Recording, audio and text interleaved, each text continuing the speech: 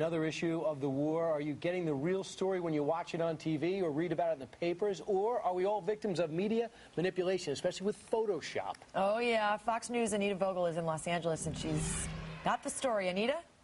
Well, hi, Juliet and Brian. We're talking about news images coming out of the Middle East. These days, you have to ask yourself, are they fact or fiction? Are they a product of a free press or merely a piece of propaganda? Recently, a number of photographs from the Israeli-Hezbollah conflict came under fire for being doctored or faked. The one that started it all, a Reuters photo of an airstrike in Beirut, clearly altered to make the damage look worse.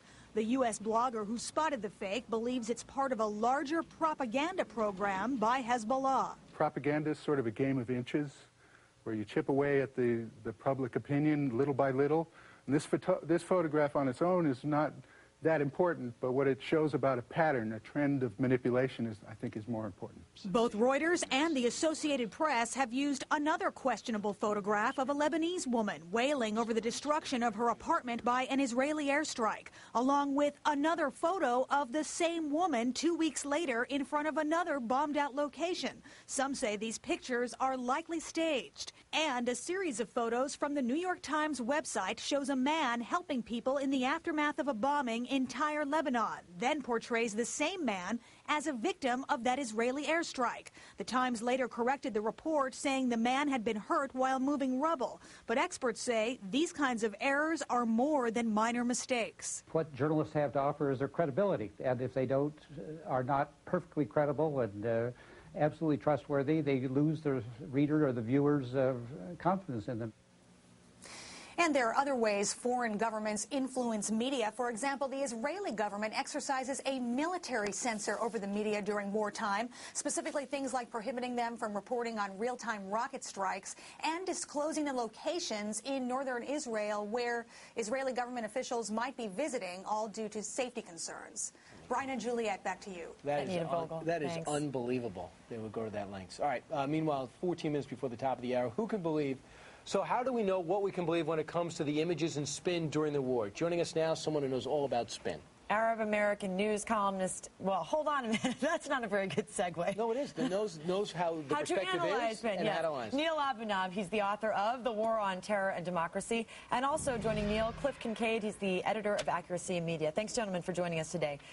Neil, you wrote recently, quote, the love of Israel has been shoved down the throat of Americans for so long that some are throwing up involuntarily. Explain what you're talking about. Well, what I'm talking about is basically the biased coverage of the media towards Israel, which has been happening for the past 60 years. And we have been arguing for so long that the media is unfair and unbalanced.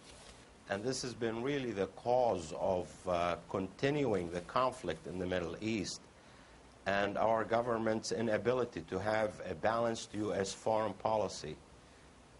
Is it, Mr. Kincaid, is it balanced, or are we going for the democracy? Well, that's right. Well, we have to keep the facts in mind here. The fact is that the war started when Hezbollah and Hamas attacked Israel. Israel is the real victim here. It was waging a war in self-defense. And yet, because of the international propaganda emanating from outlets like Al Jazeera, Israel was depicted as the aggressor.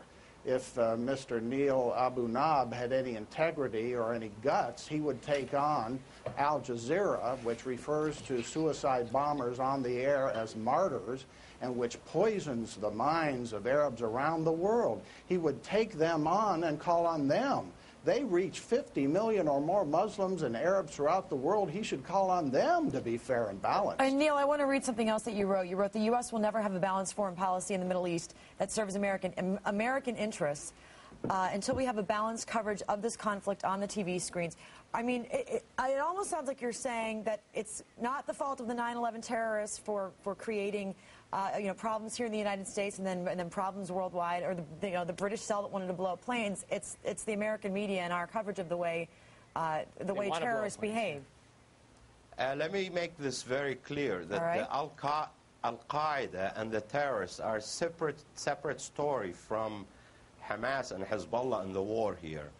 And your ability to connect both of them does a big disservice to the American people, because in the views of most of Arabs and Muslims.